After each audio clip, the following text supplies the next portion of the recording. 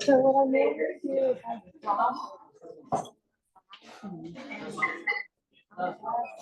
because like nobody else is sitting that loud. Then we'll talk about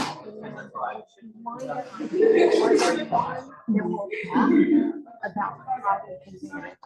But as long as we discuss that and then we'll go.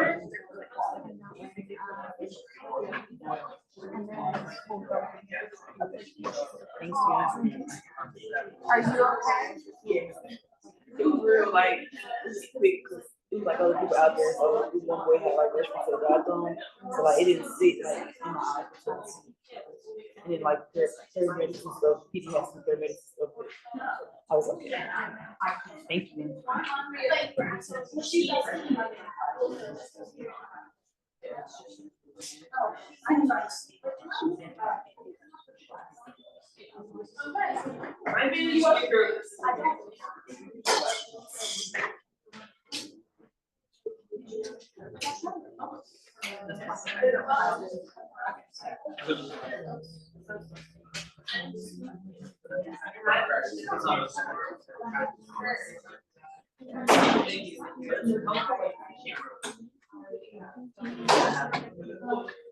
He's fine.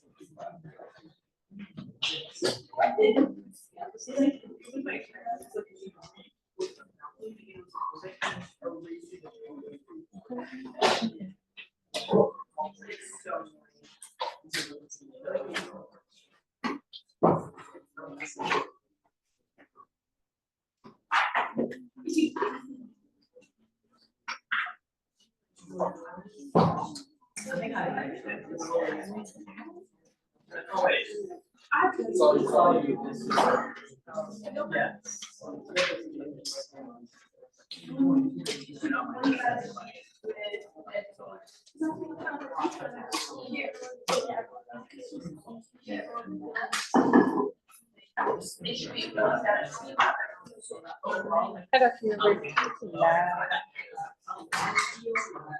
Thank you.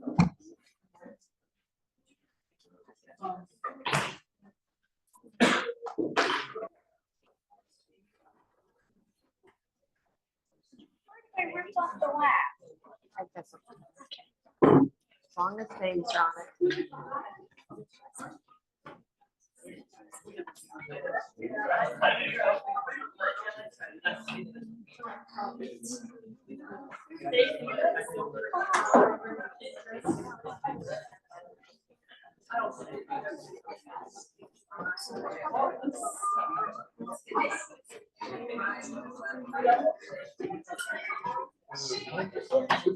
How many people there? Oh, okay.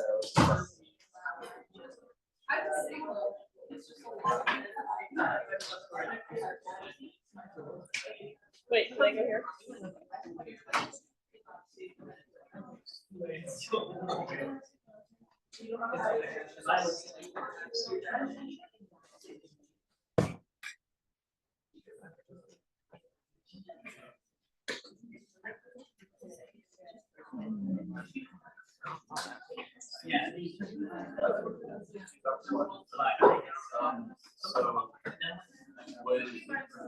if I wanted to keep rock stars, but something during that time with the schedule being the same calendar, Okay.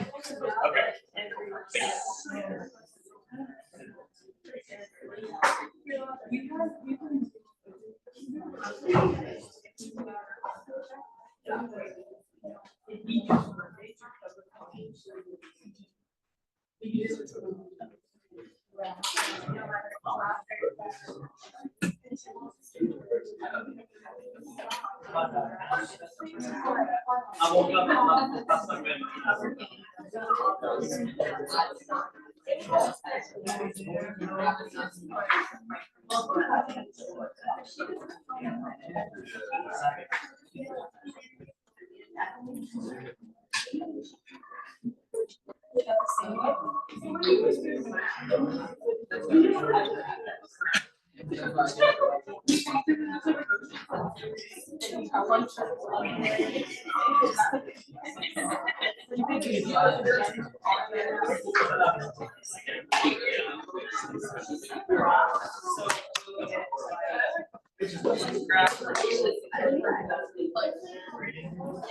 Okay, labs are due.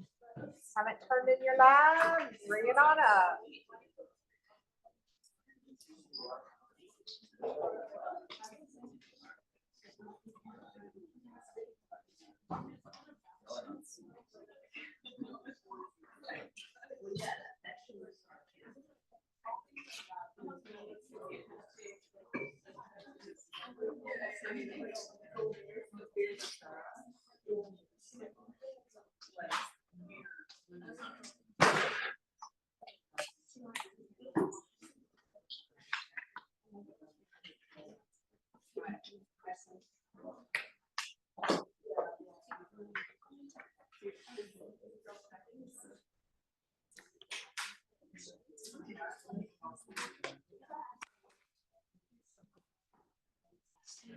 Okay.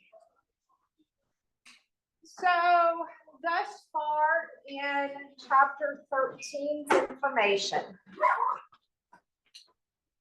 we started with an introduction of a solution which contains a solute and a solvent. The solute is typically the minor component, though that's not always the case, but I would say 99% of the time it's the minor component. And the solvent is the major component. We talked about the fact that solutions can consist of different states of matter. It doesn't just have to be a solid dissolved in a liquid. It can be a gas dissolved in a liquid. It can be a solid dissolved in a solid. From there, we talked about factors that affect the solubility of a solute. And one of those factors is temperature. If you increase the temperature, you're going to increase the amount of solute that can dissolve in a given solvent, typically. That is true for a solid. Now for a for a gas, that is not necessarily the case. Because if you increase the temperature for a gas, you're going to decrease the amount of solute that can dissolve in the solvent. Simply because you're giving those gas molecules more energy. And since they have more energy, they're more likely to escape the solvent. But the other factor with respect to gases is pressure. If you increase the pressure, you will increase the amount of solute that dissolves in a given solvent. It's simply because you're bringing the solute into closer contact with the solvent, and therefore it is more likely to dissolve into the solvent. After that, we got into the units of concentration, and there are a variety of units of concentration that can be reported for solutes or for solutions. The one that was taught in College Chemistry 1 was molarity. And perhaps you saw percent composition in College Chemistry 1. But in College Chemistry 2, we have introduced a few more units of concentration, which include molality, which is moles of solute over kilograms of solvent. The nice thing about molality is it's not temperature, it's actually temperature independent. Unlike molarity, unlike percent, unlike mole fraction. And then we did talk about mole fraction, which you may have been introduced in the gas law chapter in college chemistry 1, but we talked about it a little bit more, and specifically on Monday, we talked about how to convert between those units. Now, today, what we're going to do is we're going to talk about the quantitative analysis related to the dissolving of a solute in a given solvent. How does the introduction of a solute impact the solvent's physical properties?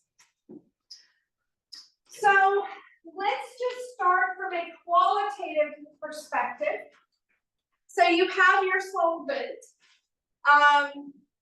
In college chemistry, most of the time our solvent is water. So we have our solvent. As when we introduce our solute represented by orange circles on this diagram, what you will notice is that it impacts the vapor pressure of the solvent. Let's just look at it from a physical standpoint. Here you have a solvent where there are 6 solvent molecules in the air that is causing the vapor pressure. Because remember, vapor pressure is the pressure applied above a liquid level in a closed container. And so we have 6. But once we've introduced the solute, notice that that has decreased. We have decreased the amount of solvent particles that can go into the gas phase. And therefore, we have decreased the vapor pressure even further. Now, let's think about this qualitatively from a, is it in the way or is it not in the way? When we look at this particular diagram, there's absolutely nothing impeding these solvent molecules from going into gas phase. But when we add solute, now you have solute molecules that impede some of these solvent particles from going into the gas phase. So it lowers the vapor pressure. Now, we're going to use this same diagram to think about it from how it might also impact temperature changes. When we boil something, what are we doing? Heating it up and taking a liquid and converting it into the gas phase. Well, we have solute particles in the way. We're going to have to add more heat to the system in order to get these solvent particles to have enough energy to move past that solute and go on into the gas phase. So it also causes an increase in the boiling point of the solvent. So it causes an increase in the boiling point of a solvent.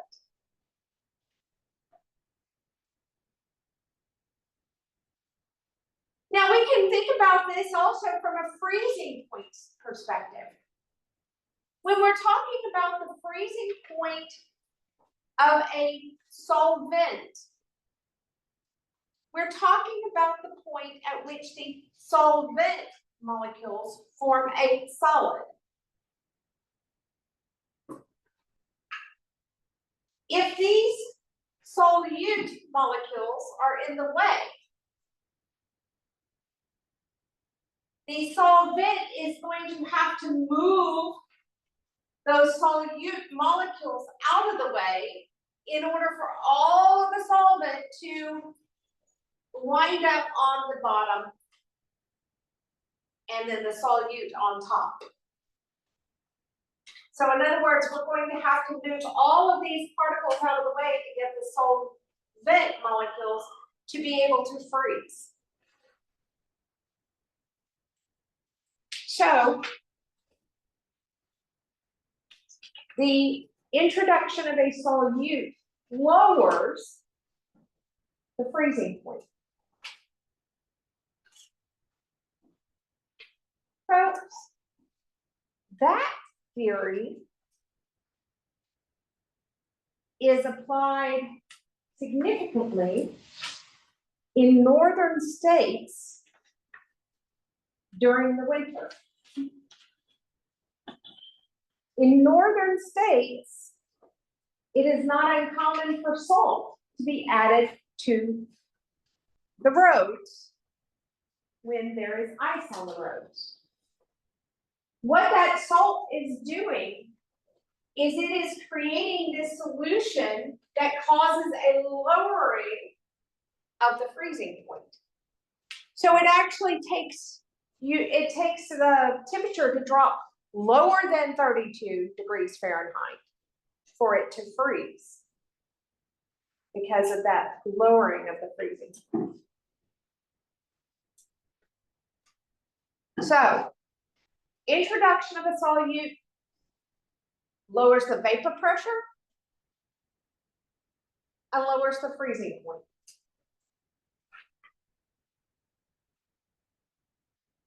Introduction of a solute increases the boiling point. We can look at it from our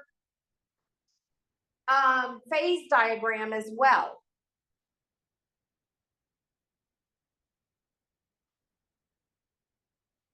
This represents the change in temperature associated with the addition of a solute.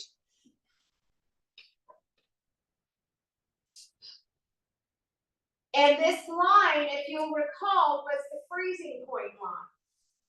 So it lowers the temperature at which the solvent will freeze.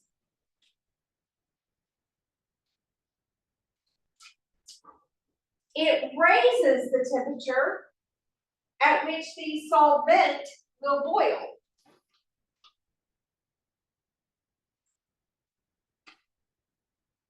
And then it lowers the vapor pressure.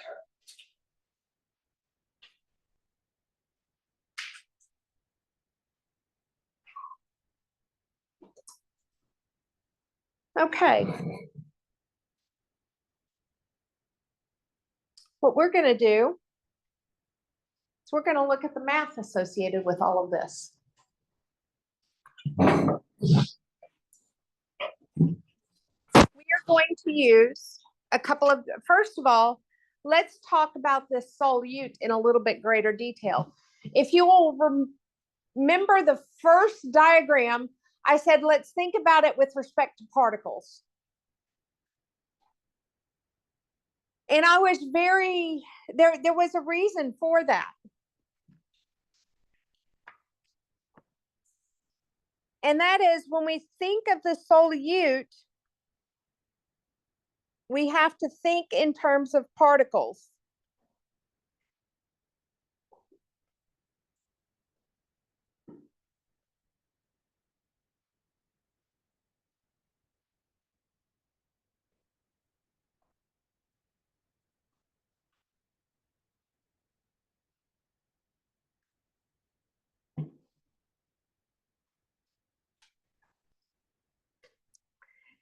This concept is directly applied in the Van 't Hoff factor.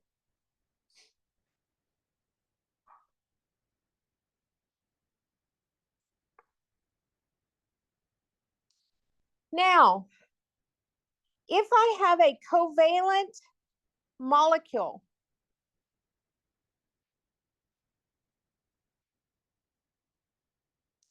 when a covalent molecule dissolves,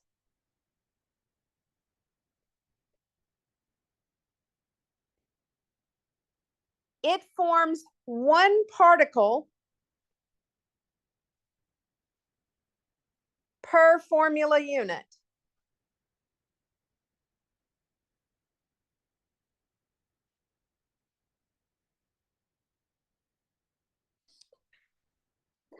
When we start talking about ionic compounds, however,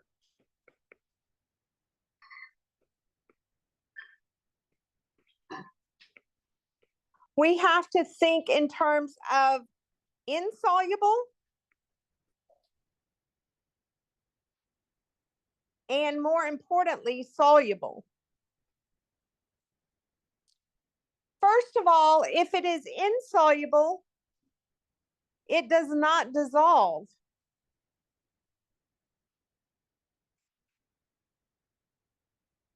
So there would be no impact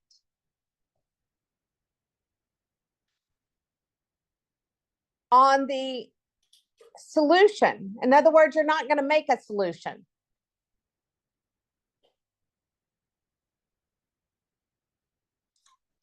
But now, if you have a soluble, if you'll recall, a soluble compound will dissolve into its ions. So for example, if I have sodium chloride aqueous, sodium chloride dissociates into sodium ion and chloride ion. In other words, I make two particles for one formula unit.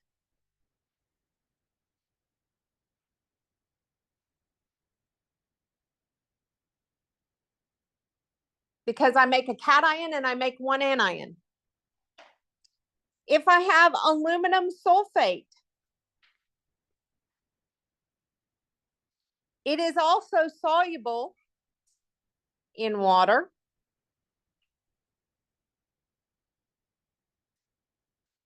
And I make two aluminums. And I make three sulfates.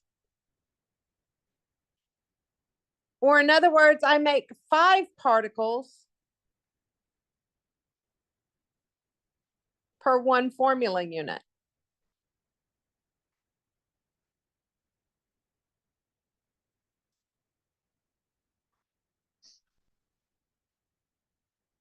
So let me just summarize what I'm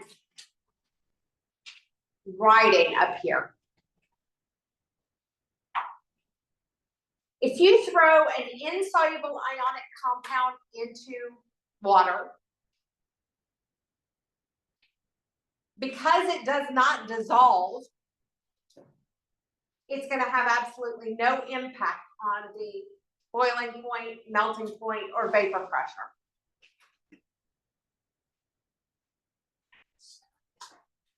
If you throw a soluble covalent molecule, such as sugar, such as ethanol, or one of the others, into water, when it dissolves, it forms a single particle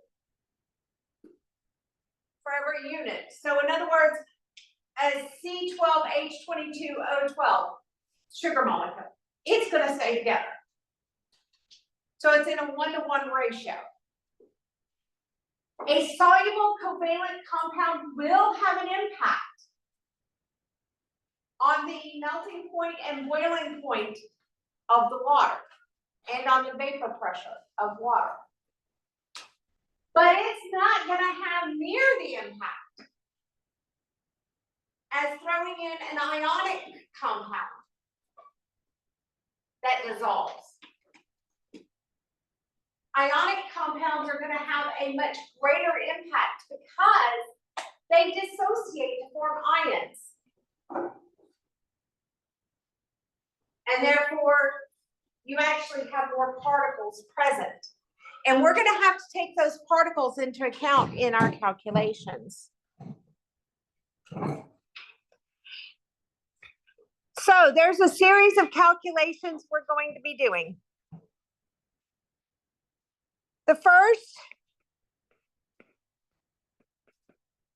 is the freezing point depression.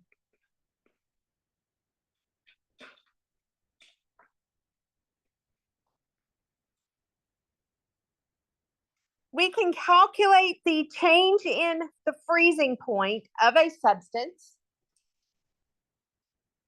That is going to equal the molality of that substance times Kf, where Kf is a constant.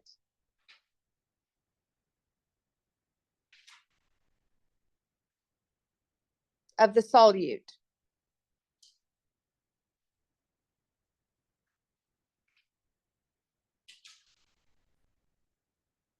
And again, delta, anytime you see that delta, it means change in.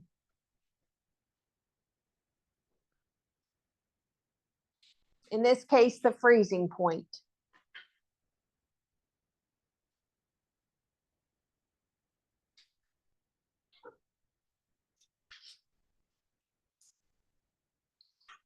We're going to look at boiling point elevation.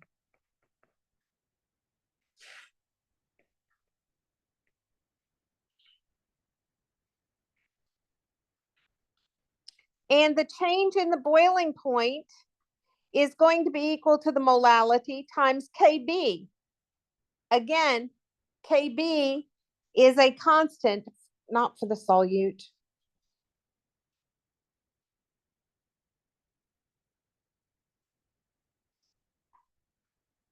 For the solvent.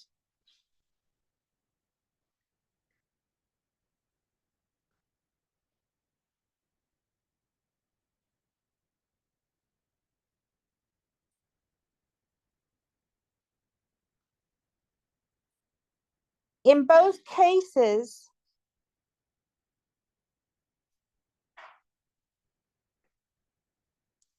this molality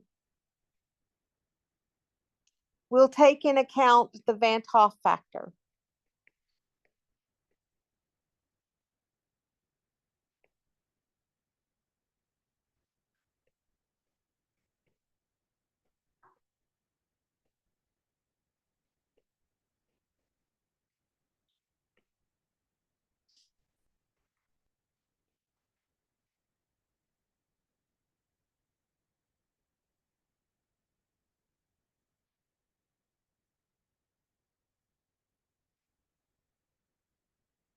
Our other calculation is going to be a calculation to determine the new vapor pressure.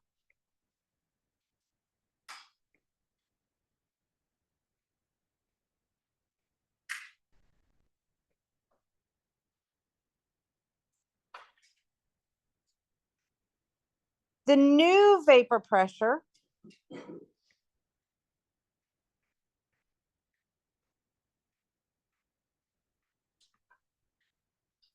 is going to equal the mole fraction for the solvent times the original pressure of the solvent.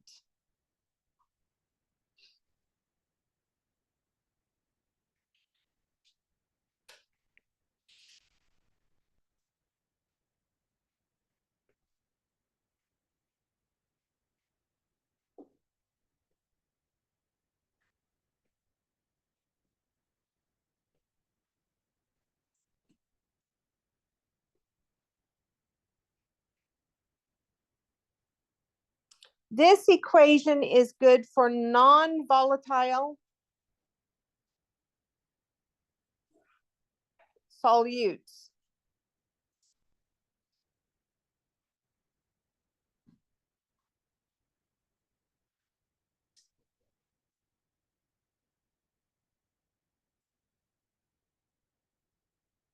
For the volatile solutes,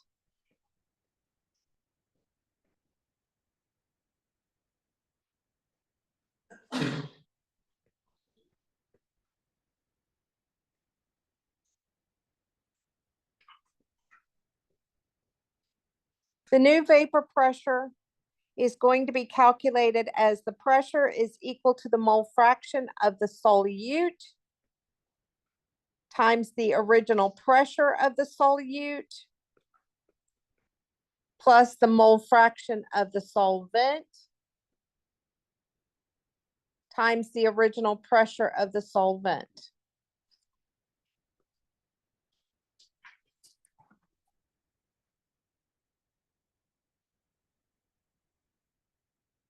You may ask how you're going to know what's what. How do you know? Well, first of all, let's explain non-volatile and volatile. All we mean by volatile is that the solute also readily forms gases. So both the solute and the solvent go into gas phase. That's what we mean by volatile. Is the solute and the solvent readily go into the gas phase.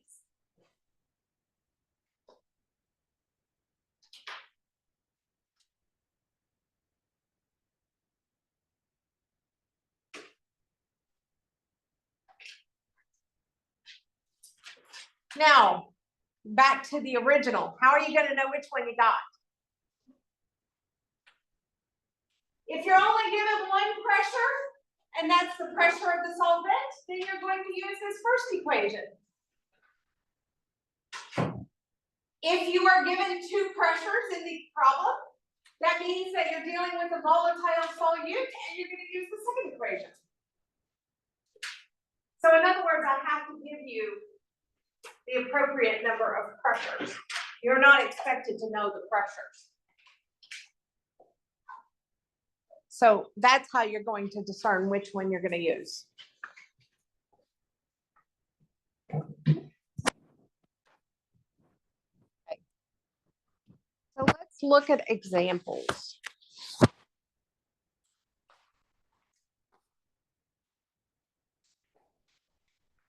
If you use 3.68 moles of sucrose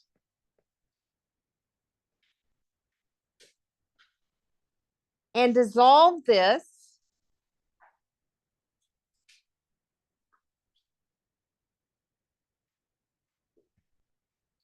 into 2.50 kilograms of water,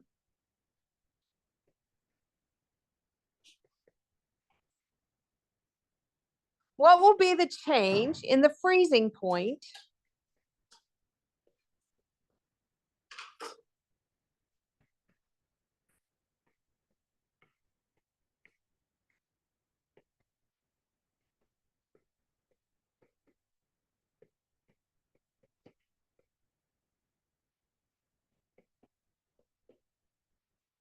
of your solution?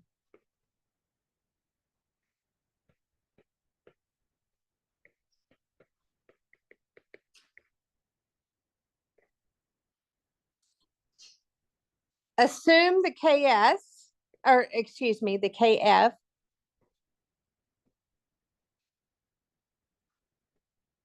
of water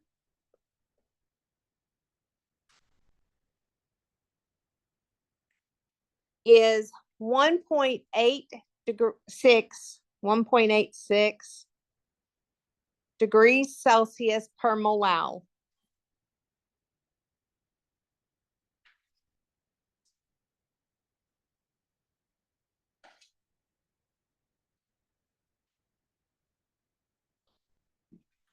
I have been asked to determine the change in the freezing point. Change meaning I am looking for the delta. Come on, undo. And the freezing point, TF. So I'm looking for the delta TF.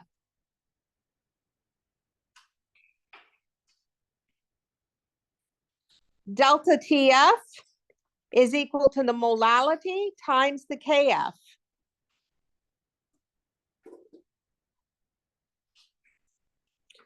Molality is equal to moles of solute over kilograms of solvent.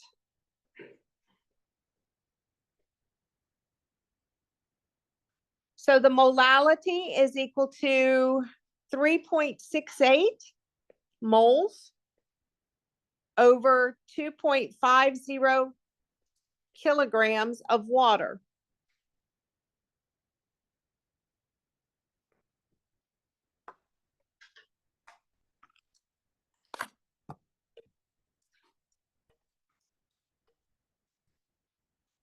So we're looking at 1.472 as the molality. So our delta TF is going to equal 1.472 molal times our KF of 1.86 degrees Celsius per molal. So the change in temperature that we can expect is a change of 2.74 degrees Celsius. That's the change in temperature.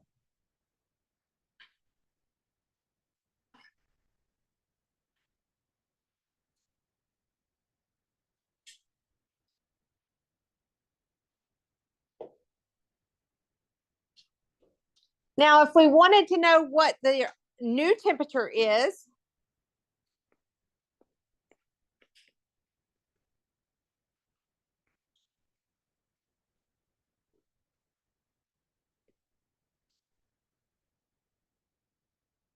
of the solution,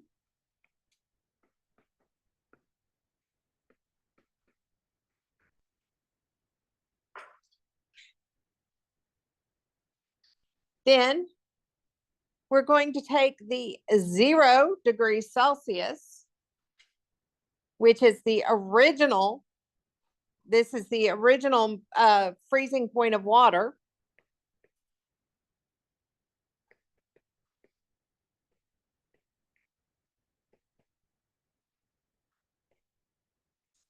And we're going to subtract out that 2.74 degrees Celsius. So it gives us a negative 2.74 degrees Celsius. That is our new freezing point.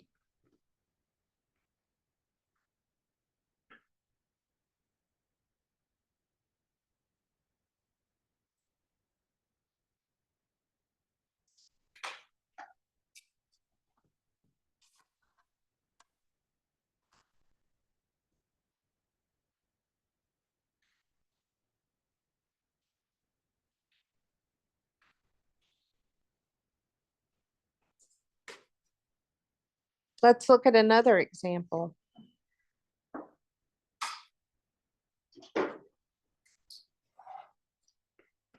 If you use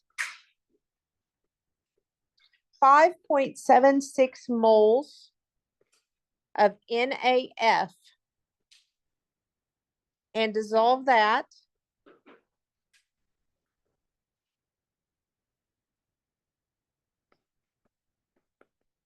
in 3.62 kilograms of water,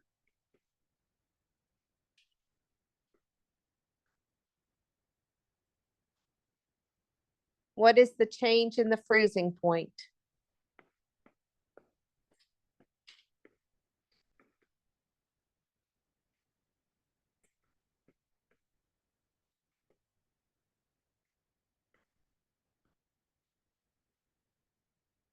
Of water.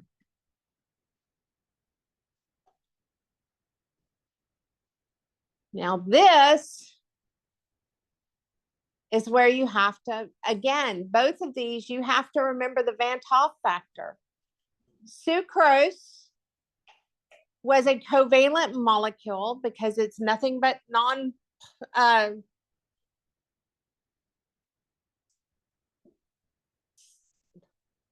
non-metals. Sucrose is a covalent molecule because it's nothing but non-metals. But sodium fluoride is an ionic compound. We know it's an ionic compound because it contains a metal. So our molality is going to be slightly different because the moles, again, molality is mole solute over liters of solution. But we have to take into account and this is the ideal Van 't Hoff factor. There's a way to actually determine it experimentally. But we take the 5.76 moles of solute and we have to multiply that by 2 moles of ions per 1 mole of solute. So in reality, my writing is terrible today. So in reality, our molality is not, or our moles, excuse me. I'm having a molality is mole solute, kilogram solvent. Moles is, so the moles is 5.76 times 2, or in other words, it's 11.52 moles divided by 3.62 kilograms of solvent, giving a molality of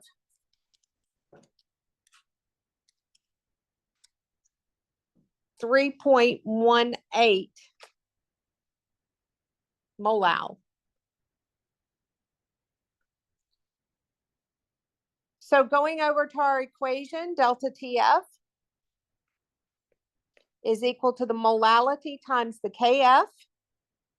The molality is 3.18 molal times the KF of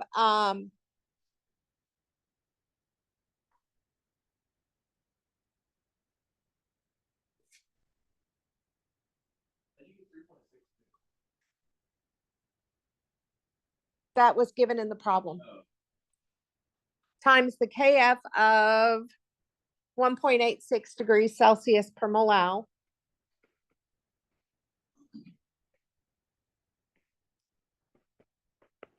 And that comes out to be 5.92 degrees Celsius is the change in temperature.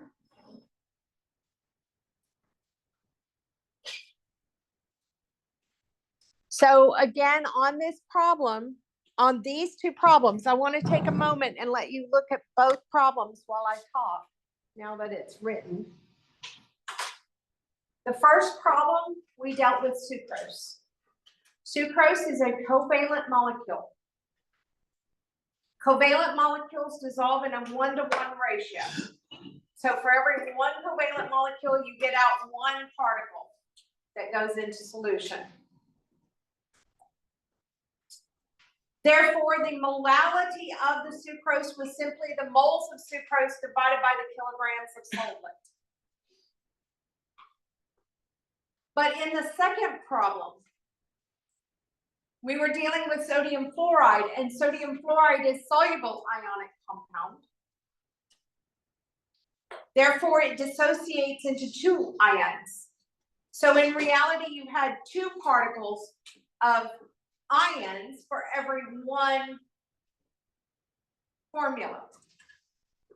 We took that into account in determining our moles of ions for our molality. And then we took that molality and put it into our delta TF. If you look at the 2, they were essentially the same type of numbers, but the second one impacted the temperature much more than the first one. Yes. For the value of the KF, whenever we were at the end of the problem, were we just like taking it, like it's not a second part of the first problem we did with the sucrose, it was just like we didn't write down to that. I didn't write down the KF the second time because the solvent in the first problem and the solvent in the second problem were the exact same solvent. So since they're the exact same solvents, they would have the exact same KF and KB. I don't get why we added, I don't understand like. Why we would add the ions, why that? Okay, so this comes back down to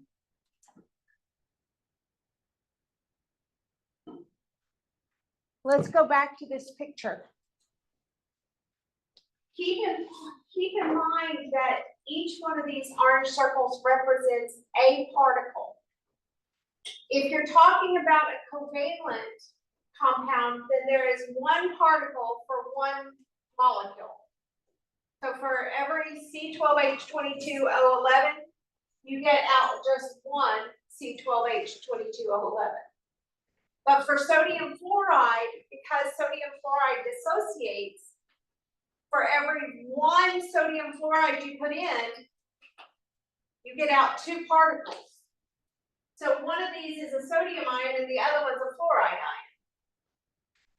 And so you had to multiply the number of moles of sodium fluoride by 2 to represent how many particles are actually in this solution. Did that answer your question?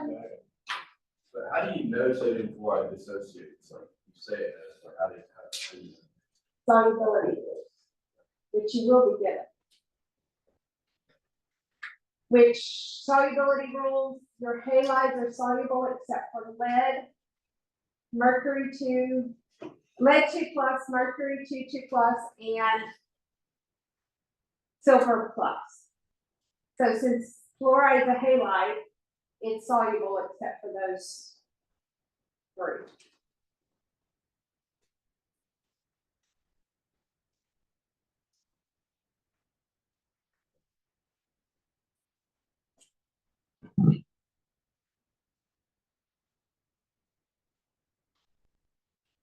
Okay. You would treat KB the exact same way that I've been treating KF. The only difference in KB is because it is a boiling point elevation. If I asked you what the new boiling point would be, you would add it to 100 rather than subtracting from 0. But otherwise, it's treated identically.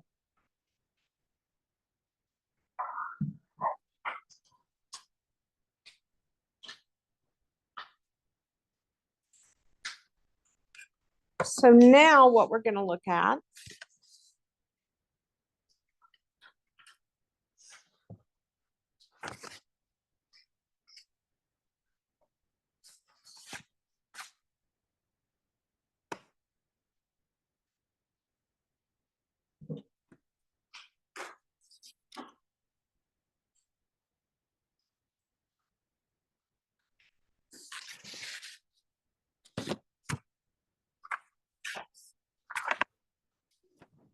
we're going to look at this question.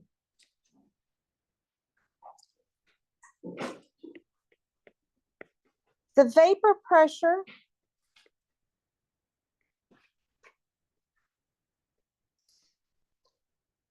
of pure benzene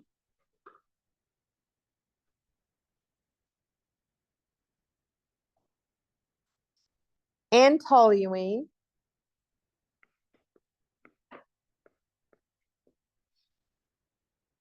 at 25 degrees Celsius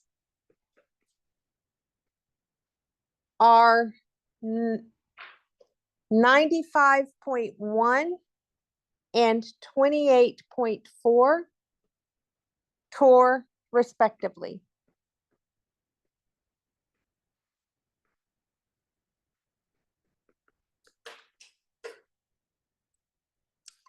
A solution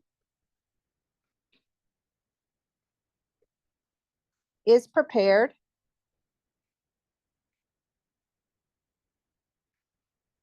with a mole fraction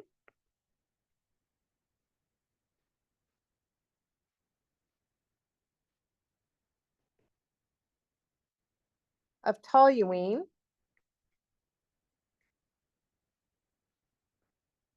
of 0.75.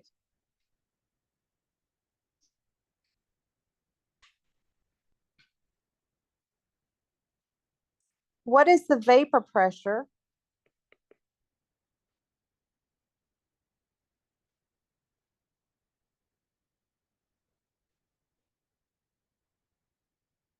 of the solution?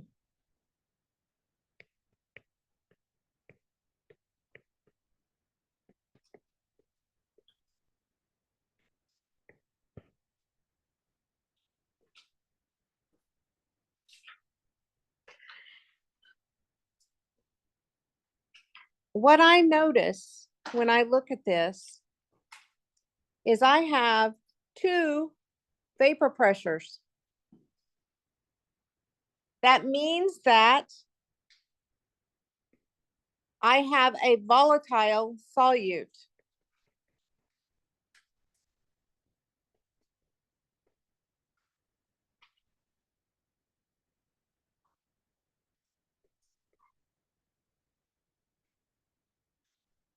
We know that benzene has a pressure of 95.1 and toluene has a pressure of 28.4. We're also told that the mole fraction of toluene is 0.75. And we have been asked to determine the pressure of our solution, which means we need the mole fraction of the benzene times the original pressure of benzene plus the mole fraction of the toluene times the original pressure of toluene. If you'll recall from Monday, I said that mole fractions have to, all the mole fractions in a solution have to add up to 1. So that means that the mole fraction of our benzene is going to be 1 minus 0.75, or in other words, it's 0.25. So our pressure is going to equal 95.1 torr times 0.25 plus 28.4 torr times 0.75, or our new pressure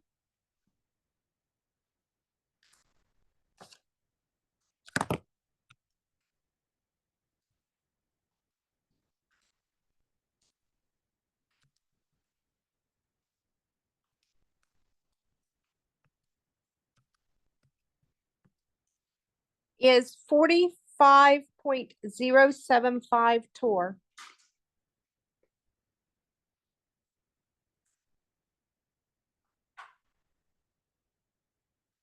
The pressure, by the way, of a solution made with a volatile solute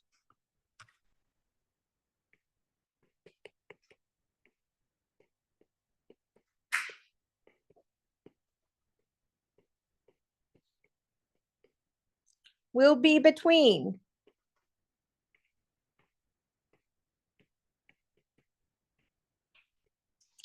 the pressures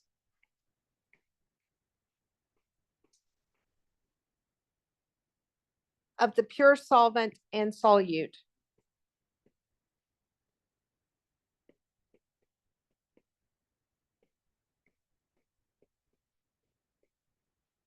That will help you know whether or not you did your math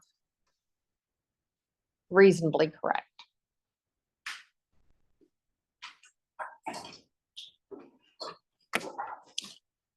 I'm going to pick up with, even though we're going to start rates of reaction on Friday, I'm going to pick up with another couple of these types of problems before we start the rates of reactions, and we'll do rates of reaction starting Friday. Now, once we start rates of reaction, you'll be able to draw a nice line on in your notebook, because rates of reaction will start exam 2.